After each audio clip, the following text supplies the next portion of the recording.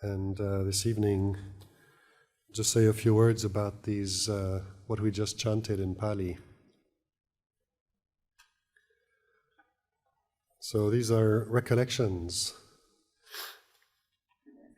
according to the Buddha's recommendation, things to remember and think of frequently, qualities of the Buddha, the Dhamma, and the Sangha.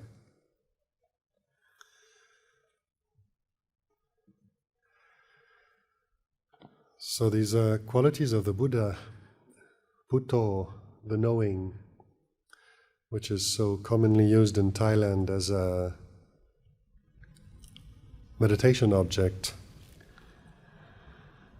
And I'm guessing maybe if a lot of you grew up in a Mahayana Chinese Buddhist tradition, maybe you've grown up hearing the mantra Aimitofo being used.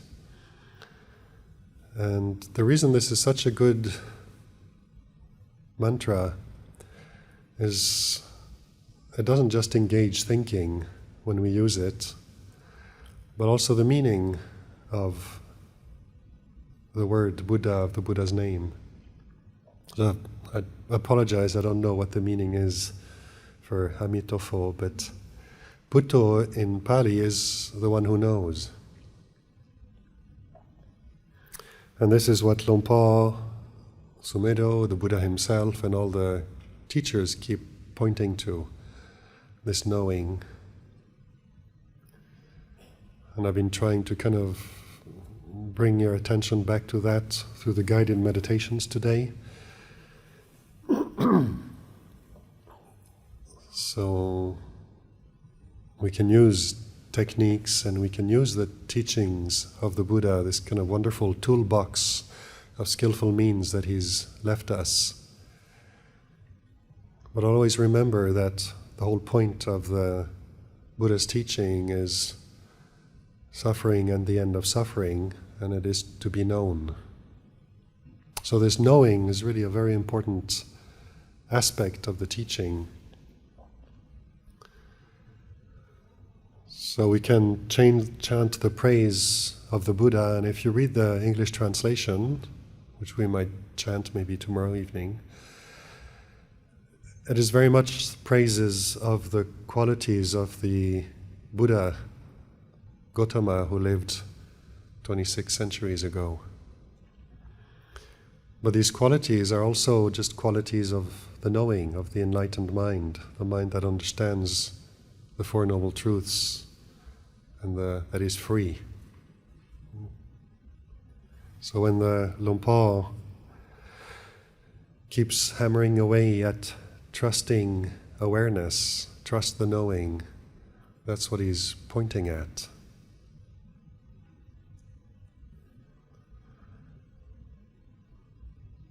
It's very interesting that we're so addicted to what we know, things that we can know, that for my part at least, until the Buddha or the Kubajans, the teachers, have started pointing out the knowing, I really never paid attention to it. And we have a habit of sending the mind out towards objects that arise in consciousness, whether it's the body, whether it's sights, smells, sounds, smells, tastes, tactile sensations in the body, or the whole realm of the mind. Those other four aggregates of memory, perception, feelings, emotions, thoughts, moods. So our relationship to these things, to Sankaras, are that they can be known. And this recollection of the Buddha, recollecting the qualities of the Buddha, is really coming back and looking at what happens when we come back to the knowing. What is it?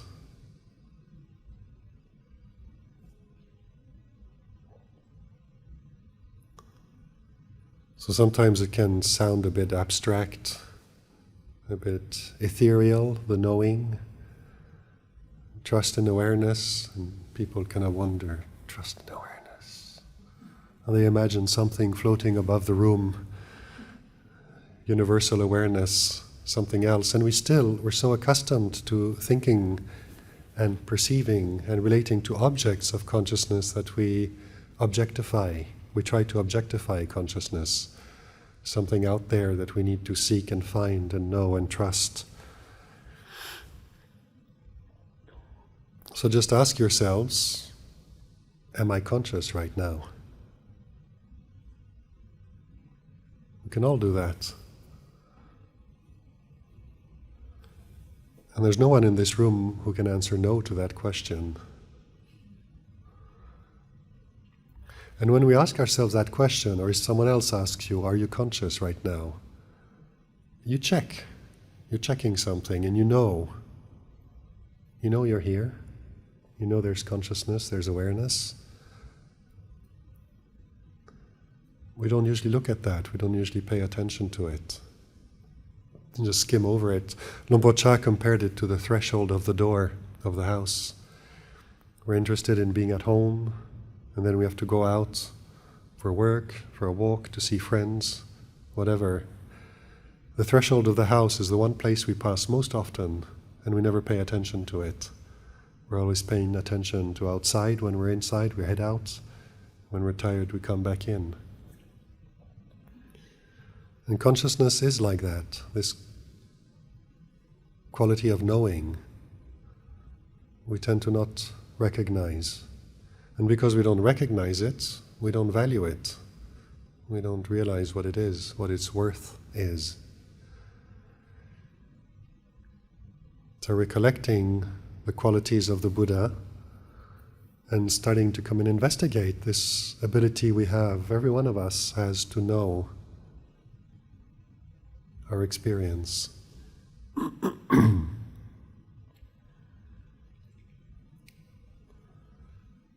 So in all our relationship to everything is a relationship of consciousness, awareness, in relationship to objects of awareness, of consciousness.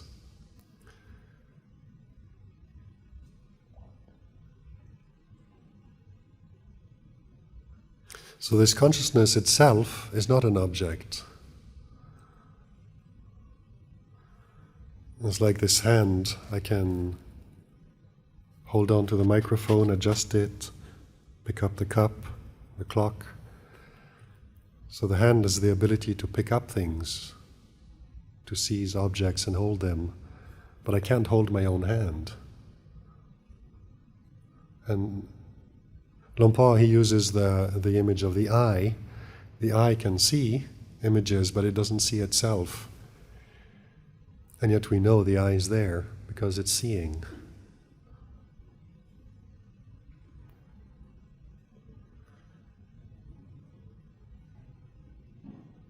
So when we practice, what we're practicing is learning to recognize this ability to know. And at first we do it in relationship to objects. We don't know what it is on its own, and because it's not something that can know itself as an object, we don't know how to recognize it. So we can recognize it in relationship to the 6 sense doors. So now, right now, most of you have your eyes open. You're looking, seeing the floor, the ceiling, myself, whatever. And notice how you can project out, so we can look at each other and start being interested in the details of man, woman, sitting on a chair, on the floor, eyes open, closed, whatever. And then we're interested in what's happening out there. Or we can also sit here and notice that seeing is like this. This is what the experience of seeing is from these eyes. They're sensitive to light. And just stay with that for a sec. And when you do that, you're not paying attention to all the details of what's in the field of vision anymore. You're noticing seeing.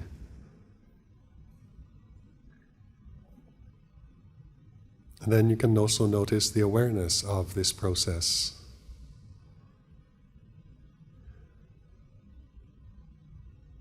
So in the Buddha's description, there's always any kind of contact through any of the 6 sense doors always arises with an object, an organ that does the perceiving, and this consciousness. So in the five aggregates, oftentimes people say, yeah, but the 5th aggregate, that's confusing. Because if Paul teaches that consciousness isn't born, doesn't die, and then in the 5 aggregates, it's impermanent, how does that work? And it's a valid question because vocabulary words sort of are limited and they can lend to confusion. But in this case of the 5 aggregates, sense consciousness is the way we experience consciousness through the senses. So consciousness itself is present, and yet the way we experience it through seeing, the organ is impermanent and the objects are impermanent. If we turn off all the lights in Singapore on a new moon, it'll just be pitch dark and there's no seeing. There's no light. Even if the eyes are wide open, you can wave your hand in front of your face and you don't see anything. So the objects are impermanent, the organ can be impermanent. We experience that when we put on people who are blind, don't see anymore. When you pass out, the eyes usually don't register images. Sometimes you have a blackout, you're still aware. You're aware, I don't know if this has happened to any of you, when you feel you're blacking out. You don't necessarily pass out, but there's a moment there and the vision just goes for a sec. It's just a black field. The eye probably doesn't receive enough blood for a moment and stop registering images. And then before birth there wasn't an eye. After death the eyes stop working. So the organs, eyes, ears, nose, the tongue, this body that feels and registers sensations, they're impermanent. And then the 6th sense door is all these memories and thoughts and emotions. And the mind is kind of the perceiving organ. They're objects of the mind. And yet there's still consciousness there that knows experience.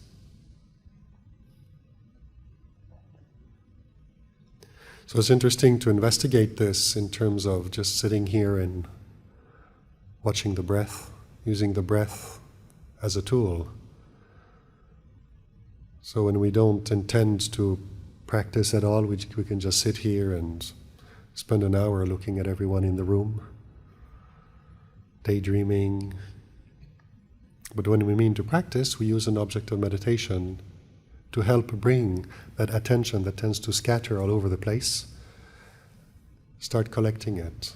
When it goes out there, we bring it back. It goes out here, we bring it back. So we're really literally collecting ourselves. A tendency to just go out in every which direction, we're gently bringing it back. And we use the object of meditation as the reference point to which we bring this back. And so our relationship to the breath now is one of knowing the breath. And where Buddha and Dhamma start coming together, what we chanted just now, the Buddha is well expounded by the Blessed One. It's present here and now, timeless. This is what we're coming back to. We're coming back to here and now. So the knowing can only be here and now. There is no other knowing than here and now. And the breath is happening here and now. So we're really bringing things back right here.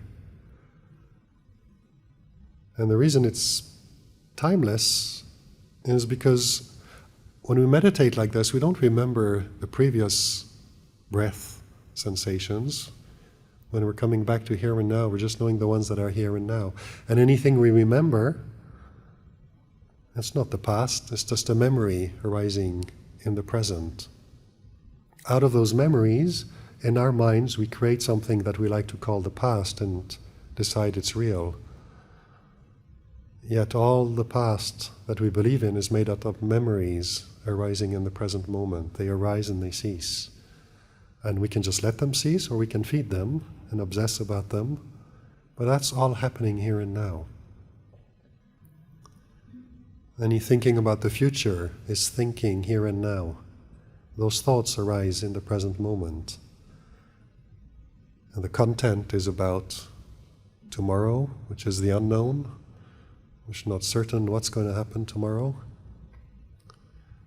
So we imagine, we hope, we fear, we worry, get anxious, and all that is happening right here and now.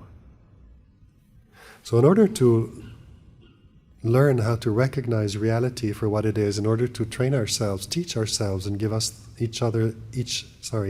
ourselves the opportunity to recognize reality for what it is, we need to learn how to come back to here and now and just look at what's arising in the present and recognize it for what it is.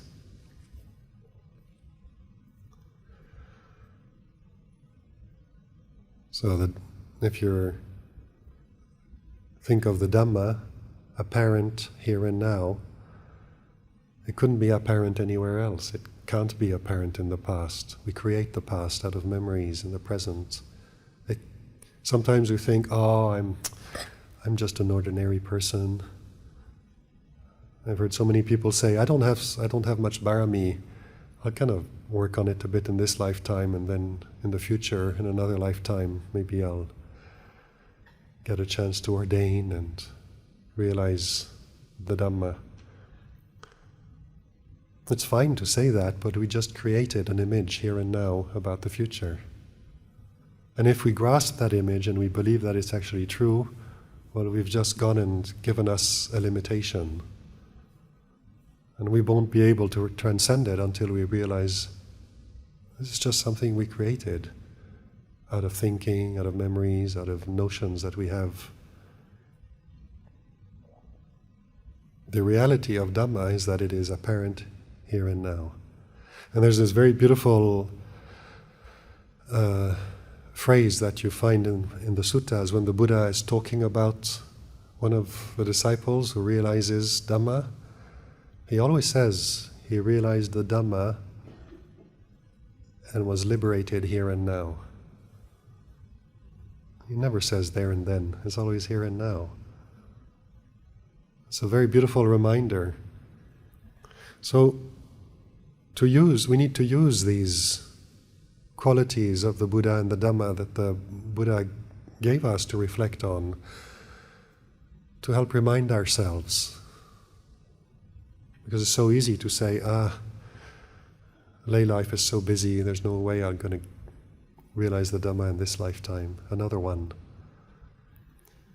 And if we don't examine that statement, I can do that as a monk as well. I can say, this time around I ordained a bit late, I was already 31 years old, and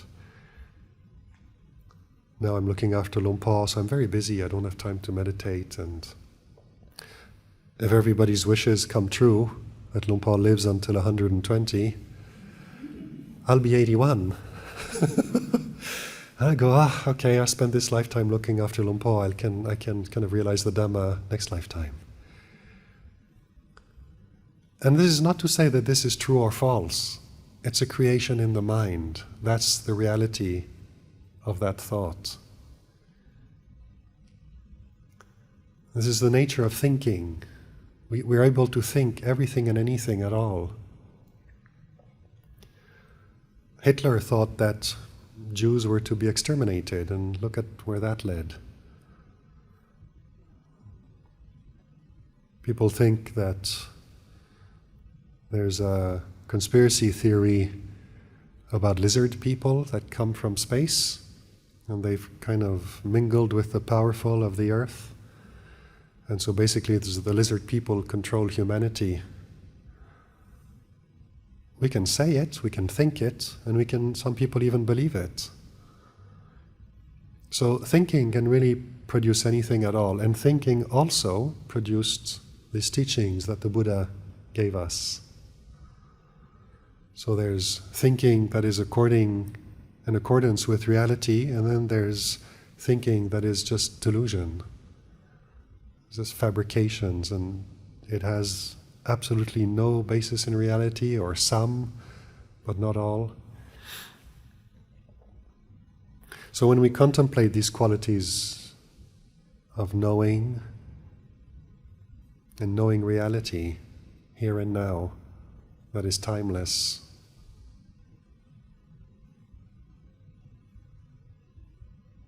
the more we look, the more interesting it gets, and the more we're drawn inwards to this knowing quality of our experience.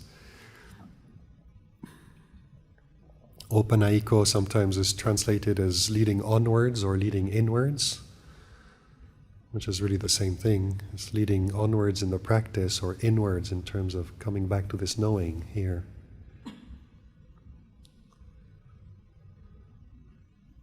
And Pachatang veditabo vinyuhi, to be known individually by the wise. So don't go and imagine that you're not wise and other people are wise and they can know the Dhamma. The Buddha is telling us we can all know for ourselves. And understanding reality for what it is what wisdom is about.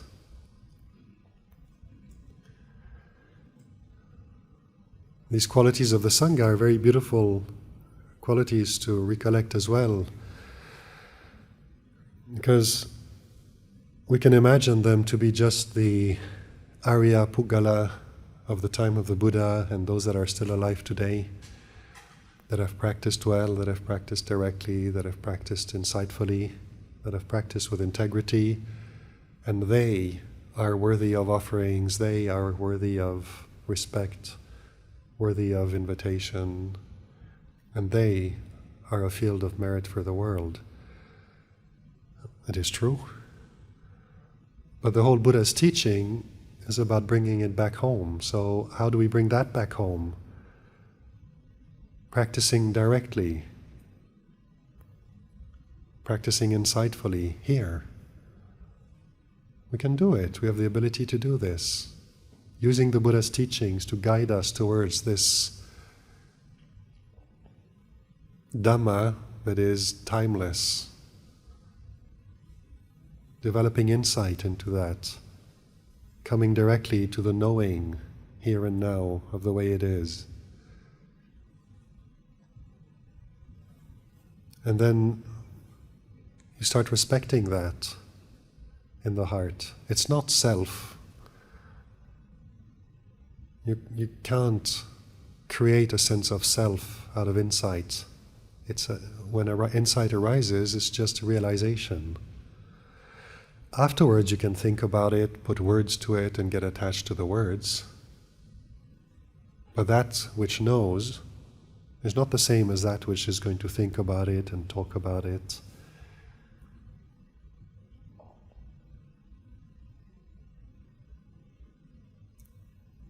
So we all, along the path of practice, develop insight. Every time we listen to the teachings and we sit together like this and start looking at the present moment, just sitting with his body, with his mind, and learning to see them in terms of what they are, in terms of Dhamma here and now, rather than in personal terms. Every time we do that, and that we gain some understanding in this, in the process of how we do take these things personally, and then create a sense of personality out of it, and then when we see that, we see how not to do that, how to let bodies just be bodies. Every insight along the way is ujjupatipanno, jnanapatipanno. It's all Sangha in the heart, is the qualities of good practice growing in the heart. And they inspire respect, a sense of respect in these things that are growing in the heart, that we're developing.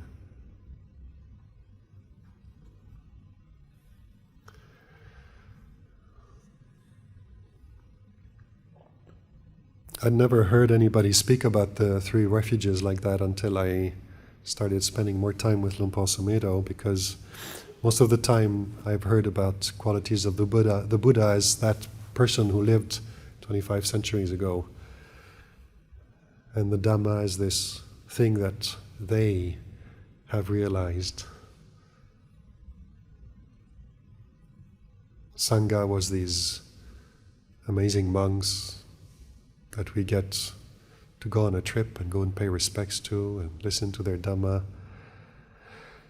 And it does nourish faith, it does establish faith in the heart, and these beings are amazing. But as long as we don't learn how to bring all of that back in here, we're not practicing yet. We're just developing faith, but not wisdom.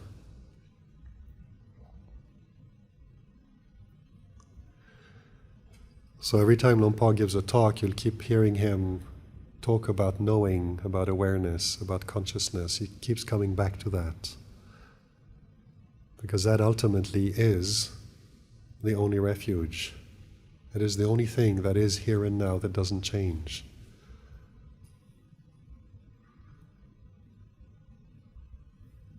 And we need to keep being reminded of this, because our habit is probably the reason we keep being reborn again and again in this samsaric realm, is because we haven't understood this yet.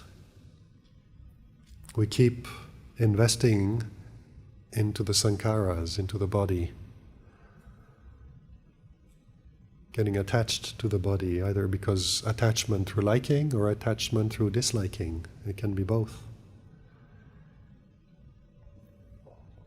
Wanting it to be healthy, wanting it to stay young, not to get old.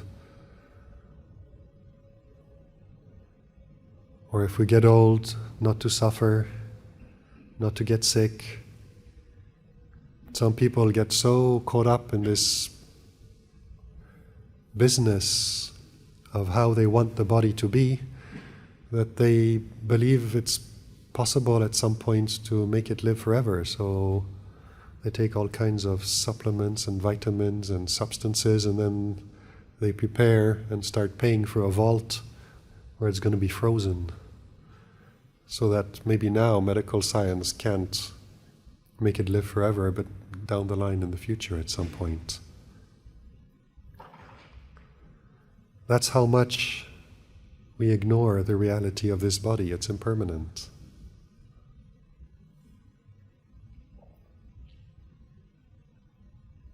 So when we keep out of habit attaching to this body, we're always going out from what Luang Por Chah calls our real home, which is this knowing, and we're going out into the world of experience through the body and through the mind, wanting the body to be a certain way, getting lost in it when it's pleasant, panicking when it's unpleasant, and frantically trying to scramble out of it, out of the experiences that arise. Not to mention memories and thoughts and moods. So our habit out of ignorance is to relate to all these things as in terms of me. And either it is me, I'm like this, or I don't want to be like that. And so we relate to things through kama tanha, like in terms of sense desires, I want pleasure, pleasurable experiences, or in terms of bhava tanha, I want to be a good monk, I want to be a good practitioner, I want to be a good person. When I was my first couple of years as a monk, my sisters asked me if I could write them letters just to let them know what was going on. And I didn't really see myself writing letters that often, but what I started doing is taking a blank notebook, and whenever it took me, I'd start writing something. And usually, after about a year and a half, the thing was full and I'd send it to them. And thinking back on what I wrote in those books, I was very inspired, but I was writing things because I was still looking at the practice from a point of view of self. When will I manage successfully to keep all the rules of Vinaya, all 227, that we chant twice a month, plus a couple thousand others. Purity. We're told about purity. So if you develop pure Sila, then you get really good Samadhi. So I want to get that. And then I want the Samadhi. And you read these suttas, and the Buddha describes these fantastic paths that lead to complete enlightenment, and how you develop temporary concentration, and then access concentration. And after access, you have access to the jhanas. The 4 rupa jhanas, first, second, third, fourth, and I memorized all the characteristics, the way the Buddha describes them, and the metaphors. And the arupa jhanas, the formless absorptions, space, consciousness, nothingness, and neither perception nor non-perception. I didn't have a clue what it meant, but I wanted all. I wanted it. And I would just write this. It was like wistful thinking, dreaming, aspirations, faith. And there's nothing wrong with it, but looking back on it, I realize it was all from a sense of me. Not having any of that, suffering, being a putujana, wanting to get something out of the practice. And it's very easy to read the suttas, listening to the talks that monks give, in a way that feeds this very linear, sequential view of the practice. First, you got to do this. First, develop generosity, because that's the first step. And then you start considering Sila, because generosity is easier to practice, whereas keeping precepts, that's a little bit more challenging. So start with the first step, and then go on to the next step, Sila, and then really develop that until you've got a really good Sila, because that is the foundation for stillness of the mind. If we're still remorseful about our speaks and actions, every time we sit down, these memories arise, remorse arises, and the mind won't settle. So good Sila leads to good Samadhi. And then according to who you ask, you need at least Upajjhara Samadhi, but possibly 4th jhana, and then you can start doing vipassana. That's way down the road there. And then how much vipassana you need to do before you're finally free, that's out of sight altogether. And sometimes, if we don't question the perspective from which we're looking at things, we'll just buy that as a line. And then we engage and we start kind of on this linear path towards enlightenment, where I'm here and I need to get there. And we forget all about knowing reality here and now, liberation here and now. All of a sudden we're stuck with an image of liberation there and then. We've got some work to do, but there and then at some point, maybe, perhaps. And if we feel hopeful, then we practice, and then every now and then we get really discouraged and we say, we can't do this, and we just get on with our lives. So it's very useful and very beneficial for us to learn to look at practice in terms of these qualities the Buddha gives us to recollect. The knowing. And the knowing is here and now. We learn to recognize Sankaras as all those things which arise and cease. And at first we recognize some, and then we get a little bit of stillness, and in relationship to this level of stillness, we recognize an equivalent level of arising and ceasing, until we realize that this thing is changing as well. So that's another insight. And then we learn to become even stiller so that we can really appreciate how this too, which was our refuge, is actually impermanent. And little by little, we're going inwards. Learning to really recognize this knowing, which isn't born, doesn't change, doesn't die, which is always present here and now, and that we can know for ourselves.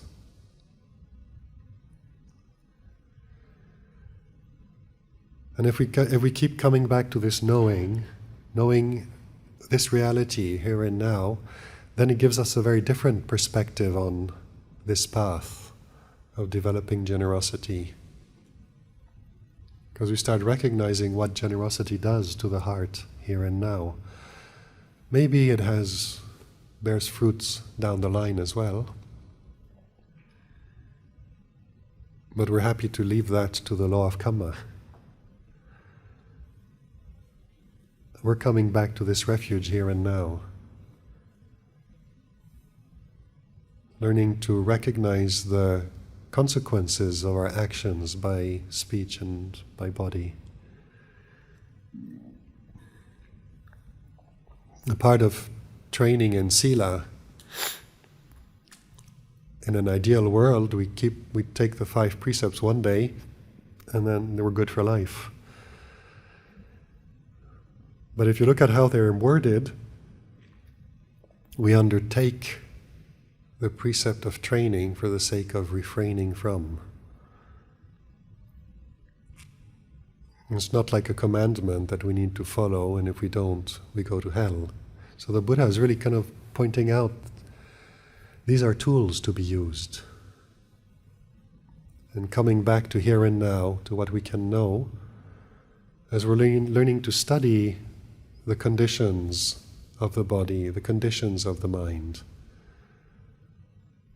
What allows us, what is helpful in coming back to this knowing. And then when we come to this position of knowing, we realize all there is knowing. There is no me and you and them. There's knowing Sankaras. And the Sankaras, like Luang Por was saying this morning, the Sankaras might differ. These bodies are male or female, the sensations in the bodies are different. The memories you have and the memories I have are what we can attach to and say, this is me, my biography, my story. Or we can just say, this is just memories. Allow them just to be what they are. They are memories. We're not kind of denying that, but that's all they are. They're just memories. And there's the knowing of these memories. And as you let these go, you realize we all have these in common. We all have memories. We all have pleasant ones that we like to indulge in. We all have painful ones that we'd like to avoid.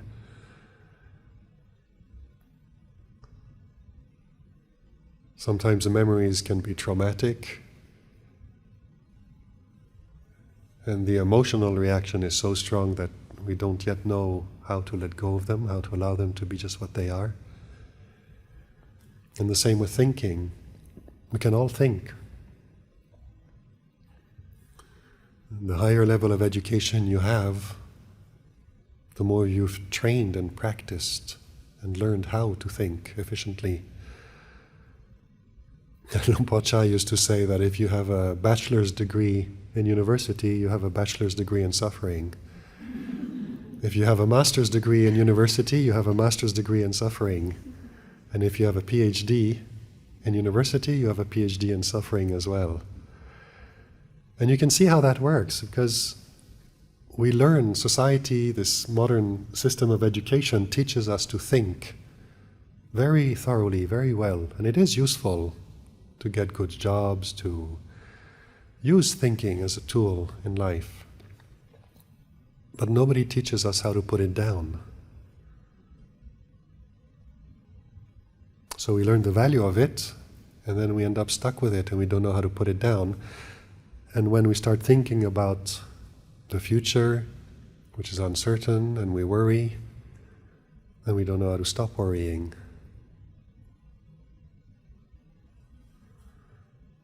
The other day someone was asking about a friend of theirs who's having a long-distance relationship, and this girl can't sleep at night, because she worries so much, she's anxious, so she can't sleep and it's affecting her health. That's the result of thinking, of believing our thoughts and getting so caught up in them that we don't know how to put them down. Just leave them alone. It's not necessarily a question of stopping the thinking, because thinking is a sankara, and thinking arises and ceases according to its own causes and conditions.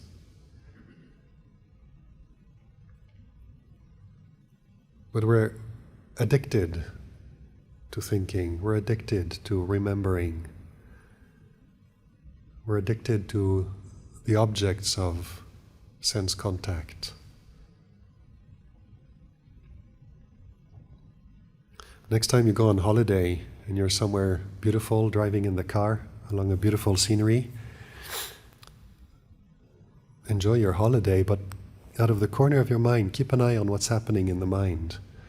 And you can spend a whole day sitting in a car, just stopping for food, for drinks, use the bathroom. Basically, you're not doing anything at all day. You're just sitting there, looking out the window. By the time you stop and it's evening time, you're absolutely knackered, completely exhausted from doing nothing at all. Until you realize what's happening is that we're consuming all these sights. I was watching that last summer with Luang Por. We spent the summer retreat period in New Hampshire. And some friends came to visit, and we organized a day out to drive up to this northern area of New Hampshire at the time of the New England summer, the New England autumn, that they call sometimes Indian summer, or around that period, where all the leaves of the trees turn this spectacular tones of orange and red and yellow, a lot of sugar maple, and it's absolutely stunning. And Luang Por, there's someone driving the car. Luang Por was sitting in front, so he had a good view of the road along which we were driving. And I was sitting on one side in the back. And you may have noticed I'm quite tall. So sitting in most cars, when I'm sitting straight, my eyesight is level with the top of the window, or pretty close. So I look out the window, I see tree trunks and the road.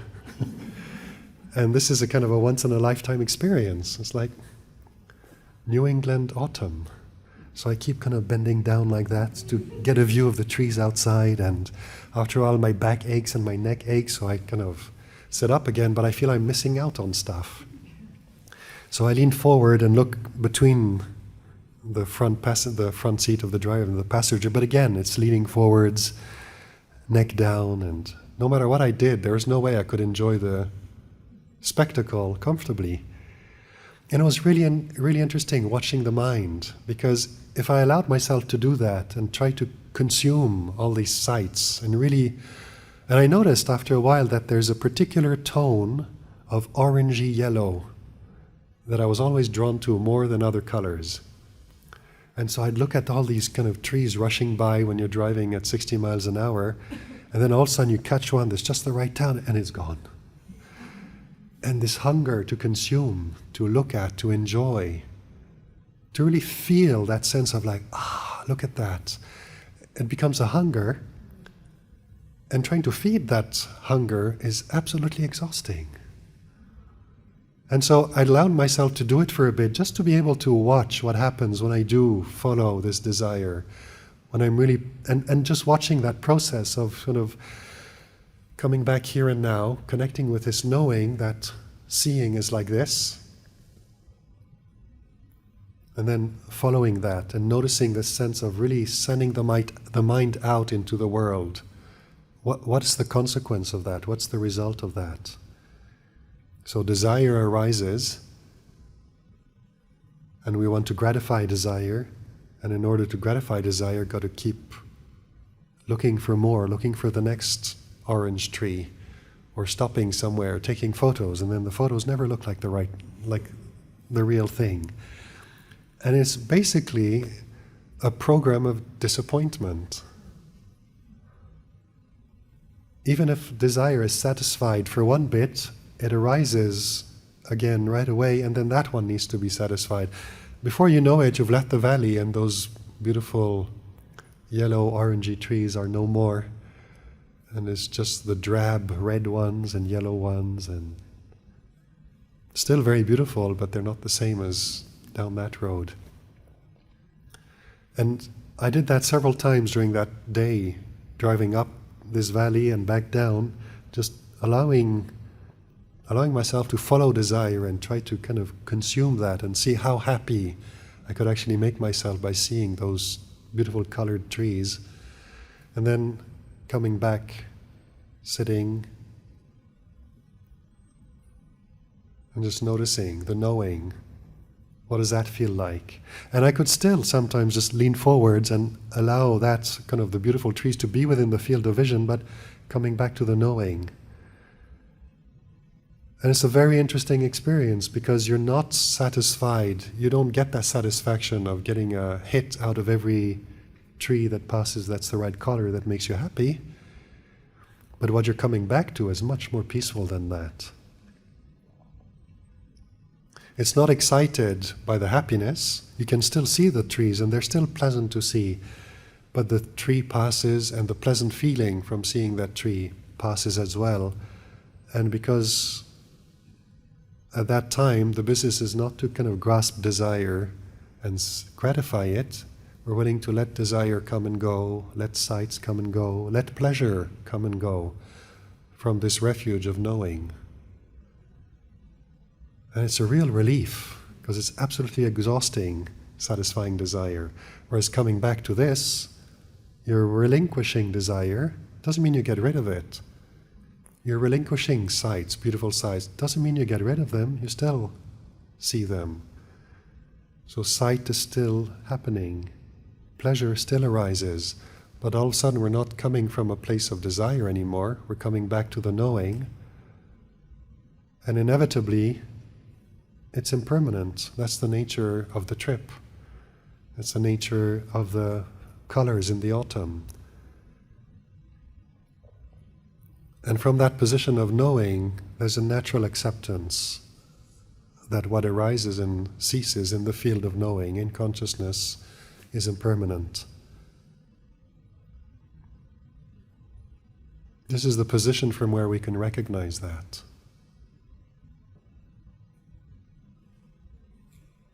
So this is where what we can come back to, where we let go. And if what arises is pleasurable, that's fine, it's okay. But our refuge is the knowing, our standpoint is the knowing.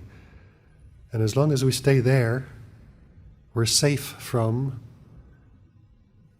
the suffering that arises once we go out and grasp anything. And in order to recognize that, well, we have to study both. To this day, even though, to my understanding, Luang Por has finished his work, he still tells me about times when he's just sitting in his room and starts thinking about the future. So he picks up thinking, and climate change, and the economy, and the war in Ukraine,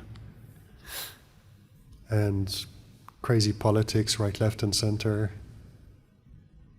and watches how the thinking naturally, because the future is the unknown, the thinking starts creating scenarios, and worry follows, and anxiety and fear.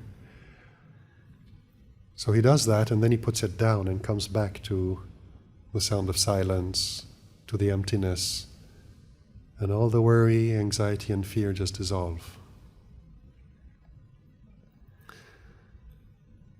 And we can do this in the practice and learn both from Sankaras what their nature are and what happens when we follow desire, we grasp desire and we follow, either to try to experience sense pleasure, more of it, we try to become somebody or something, or when we're trying to resist and get rid of the parts of experience, those aspects of relating to the Sankaras that we don't like.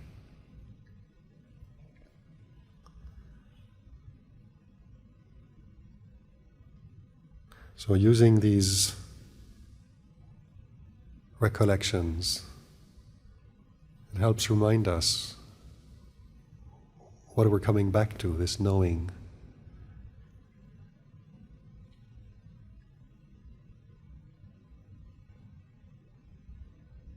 So when we sit here in these kind of times that are designated for practice,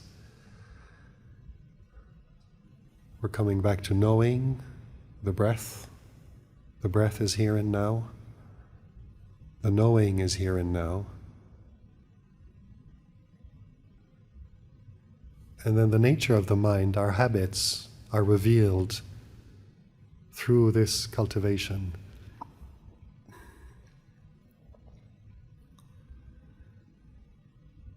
We decide for a moment to bring the mind, the attention back to the breath, and it goes off. We bring it back, it goes off again. You start learning about the restless nature of the mind. If it keeps going off to the same thing time and again, well, you can take a bit of time and start looking at that. Why does it always go after this thing all the time? And looking at it in terms of the Four Noble Truths, in terms of what form of desire arises that I'm following. So if we're daydreaming, thinking about pleasant stuff, that's part of kama tanha, sense desire. We've experienced something pleasant through the senses in the past, now we have this memory, and we keep bringing up the memory of former sense desire. And then we think about the future and we think we'd like to experience that again in the future. And we can spend a lot of time doing that, sitting right here.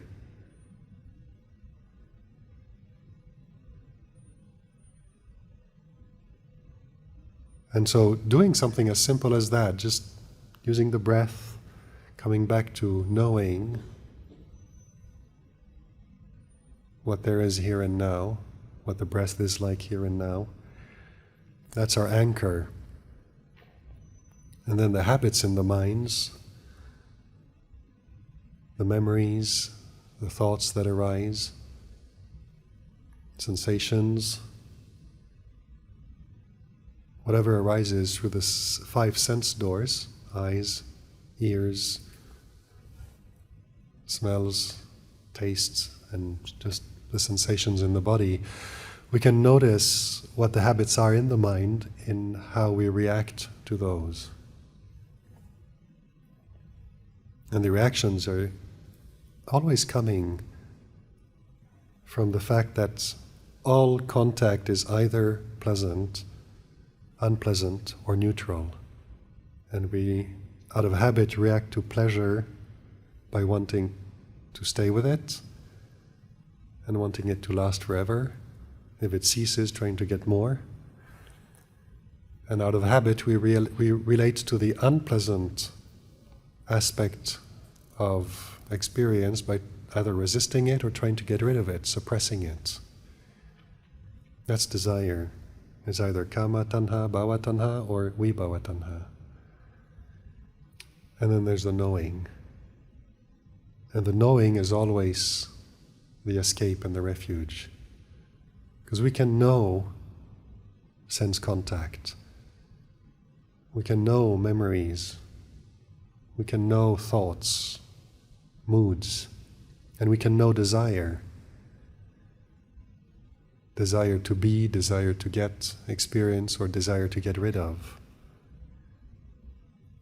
And every time we come back to that knowing, we're free from the conditions that arise and cease. Practice is going to reveal this. So we got to be willing to come here, sit down, as all of you have decided to do for a week, and meet experience. This is actually really quite praiseworthy what everyone is doing here, with being willing to just sit down and watch this body, this mind, and learn from it. Because this is what the first noble truth is about. The Buddha is just pointing out to the fact that there is suffering. How many people are willing to say, okay, let's go and meet that guy? It's not usually the way we react even to the word suffering.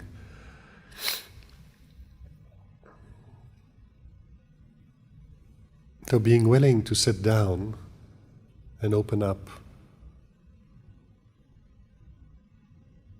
that's actually quite extraordinary. That willingness is an acceptance. Trust that.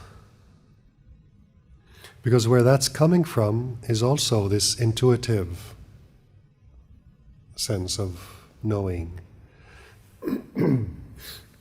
It's very difficult to convince someone rationally to go out and meet suffering. But then where wisdom arises is not in thinking. The real wisdom arises in the heart, in the knowing. And because this knowing is a refuge, when we keep coming back to it, we're cultivating it as a refuge. We're learning to trust it. Like when we meet someone new, first we don't know them, and we're polite and we spend a little time of it, talk a little bit with them. If it's nice enough, thank you very much, well, I don't mind seeing that person another day again. And then the more time we spend with them, the safer we feel with them, because they never say or do anything that feels threatening to us. So we really enjoy being around that person.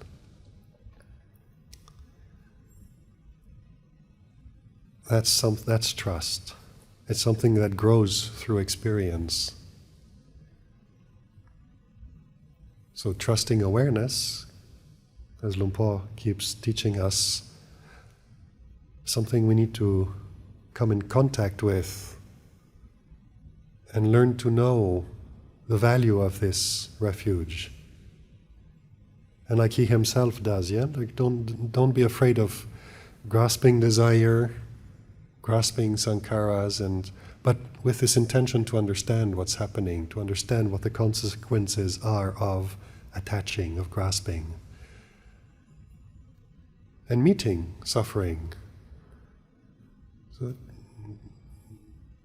we learn to kind of realize that we can actually sit here, for example, and have a sore knee or a sore hip, or our bottom is going numb because we haven't moved for a while. And just sitting with it, you can see this process, when we're sitting down, first we sit down and feel comfortable enough, sigh and start relaxing, and we come to the breath, and the only thing distracting us sometimes is memories, thoughts and stuff. But little by little we start settling down, and all of a sudden this guy starts hurting. And the mind goes out to it and starts worrying a bit. Is it just going to stay like that, or is it going to get more and more? Because if I have to do another 45 minutes, I'm never going to get there. This is going to be... We're not anywhere. It's just a light pain in the knee. But we've gone and grasped it and started thinking about the future, and all of a sudden we're imagining 45 minutes down the line is going to be excruciating. And we start panicking, and we need to change postures. And actually all we felt was a bit of discomfort in the knee. So when we're willing to kind of start investigating how we react to life, we take something as simple as that arises in the practice, and we say, okay, right now it hurts a little bit, this I can endure. Let's see what happens. If it does become excruciating, by all means, change postures, but challenge yourself to watch it and notice all the fabrications that arise in the mind, the thoughts about how terrible it could get, the people who've trashed their knees sitting too long and end up sitting in chairs all the time, they can't sit on the floor. Or maybe you've had an accident in the past and the knee is sensitive and you don't want to have an operation. Like all of this is just mental proliferation. It's suffering because it's unpleasant. It comes up with fear and worry and the pain. So there's the suffering of the physical, the unpleasantness of the physical sensation, and then there's all this suffering that arises in the mind with it. And to be willing to meet that, be willing not to change postures just for a little while longer.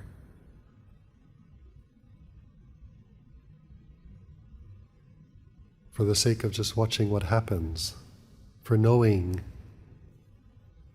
understanding the body, where does this actually lead? What is the nature of a pain in the knee? And also, and more importantly, what is going on in the mind? Why was I able to stay so comfortably with the sensations of the breath until this pain in the knee started? And now I can barely watch one in-breath or one in-breath and I'm back on the knee. This sense of coming back to here and now and being with the breath sometimes comes with a sensation of really being centered here. And then the pain in the knee arises and you can literally sense yourself leaving the center and going off to the periphery of the body. Be willing to investigate that. What's happening?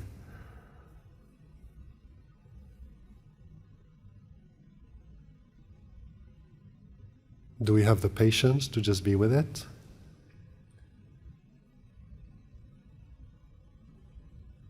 Can we also allow it to be a situation where the body is teaching us its limitations? And if the body is of a limited nature like that and it doesn't take long before it hurts, how do we develop meditation where we can just sit still for hours and hours? Because the body is going to hurt. So how do we find that ability to sit with pain in the body, but we successfully stay with the breath?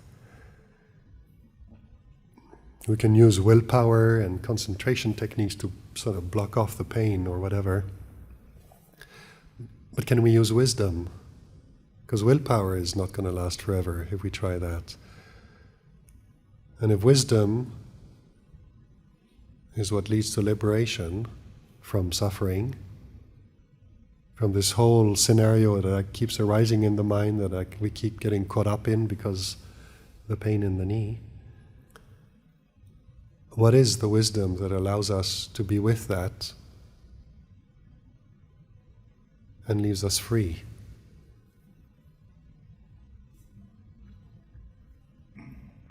And that's when you start using all these tools that the Buddha gave us, starting with the knowing being a refuge, where you can just keep coming back to knowing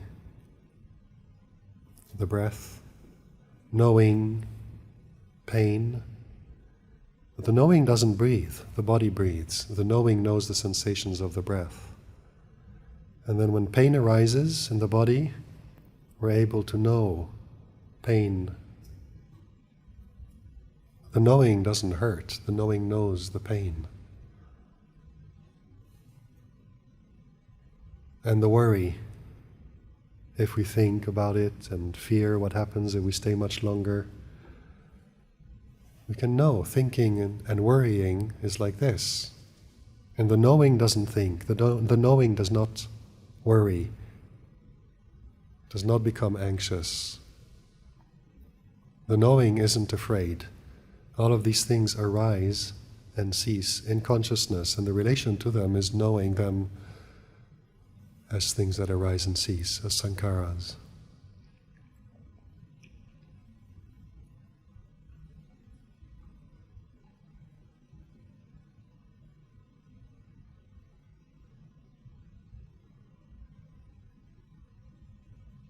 When we come back to this knowing, and we can really appreciate this position of knowing, sensations in the body, knowing, thinking. Thinking is like this. If we believe the thoughts and then we go off and we're caught into the story, and then we come back and we say, whatever the thoughts are about is always just thinking. Knowing knows, and thinking comes and goes. And memories about pain in the past.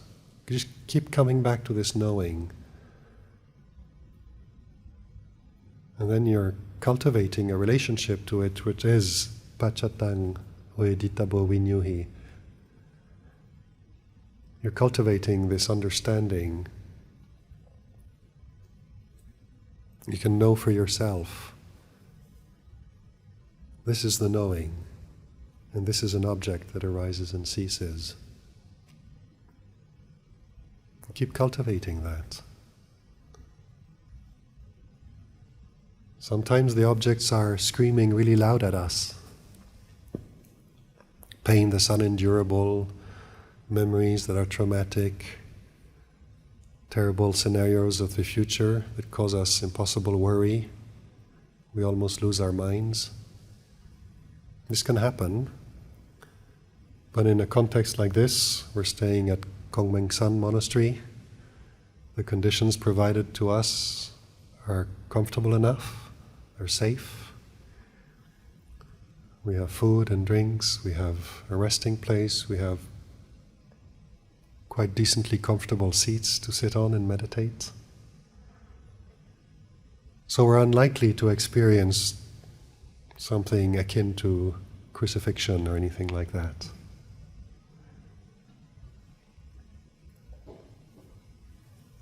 So we can train with the little things. And sort of challenge yourself in the meditation. And when you're sitting, when you're walking, challenge yourself to stick with it, with a knowing or with the object of meditation, and try to stay with that. And when I don't think there are mosquitoes in this room, but sometimes it feels like there's a mosquito landing on your cheek or on your arm or something. Don't open your eyes, don't check. Even if it is one, no big deal, but most likely is not, and just watch the mind with your eyes closed, wondering whether it is a real mosquito or not. And notice the desire to go and scratch the itch, relieve the tickle. Don't do it. Resist that. Just stay breathing in, breathing out, and you'll find yourself kind of holding on to the breath a little bit tighter because there's a challenge now. But just stay with that. And what you're trying to do is just trying to develop this freedom from the urge to go and look, scratch, itch, whatever it is, which is the conditioned response to something that's a little bit unpleasant, is get rid of it. Am I able not to follow that? And then you're coming back to this position of knowing, sensation. It's a little bit unpleasant, maybe a little bit painful, and there's this urge to get rid of it. And you determine to know all of that. Not to follow it. Otherwise what we do every time we follow it, we're cultivating slavery to desire. Every time we want something good, we have to go and get it. Every time we experience something unpleasant, we have to find relief from it. Then we're slaves to desire. So becoming free means we come back to this position of knowing, and we allow it to be. We allow the sensation to be what it is. We allow the feeling, maybe unpleasant, just to be what it is. Allow the desire to relieve, to scratch, to itch, to change postures. Allow that desire to arise in the heart. Allow it to arise in consciousness so that you can know it. You can feel it. Desire is like this. But knowing doesn't desire. Just keep coming back to that. And little by little, by using the small opportunities that arise every moment of conscious life, and observing what happens when we do follow and observe what happens when you come back to the knowing and stay with that, choose to stay with that. Appreciate the difference. And inevitably, the picture that reveals itself, that each one gets to know for ourselves, is how grasping desire and following it leads to more suffering. Every time we come back to the knowing, suffering just arises and ceases, but the knowing doesn't suffer. So that's where suffering ends. That's Nirodha. So we learn to trust that awareness with these small challenges, all these small opportunities we get all day. And don't underestimate how much learning comes from that. Sometimes we may have the notion that in order to become proficient, we need to learn with the little things first, and then we upgrade to tougher stuff, and we go up level by level, and again we're thinking in a linear way. But when you practice like this, practice with the small things, it's not about the things themselves, whether they're small or big. And that if you only practice with the small difficulties of life, you've got to go out and meet greater difficulties to improve your ability to let go of them. That's not how it works. Because even with the small things, what we are practicing is recognizing it, coming back to the knowing. We're practicing that, letting go and coming back here, and learning to trust this. This grows, the ability to recognize and let go of things, the ability to trust the knowing. And then you'll be surprised when a bigger challenge comes around that you were not expecting, and you know how to recognize, let go, and come back to the knowing.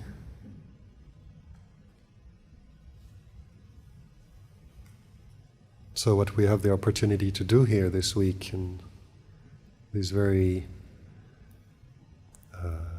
beneficial circumstances is just that. All these little things that arise through the day. Just use it. Use sitting, walking, standing, lying down later at night. Use the breath. Use the thinking, the remembering, the moods. They're not, every day we get up, it's a different mood. Throughout the day, the moods change. Our emotions arise and cease according to what's happening inside, outside. Use that. Use that. And every time you wonder, how do I use this for practice? Just come back to the knowing. Can I know this? Can I know this mood, this thought, this sensation? Can I know the body being like this? And keep coming back to the knowing. And then when Luang Por says, trust the knowing, then you know what he's talking about. You're learning that, you're teaching yourself. So I think I'll stop here for this evening. I hope this serves as a beneficial encouragement. So maybe we can just pay respects to the Triple Gem together.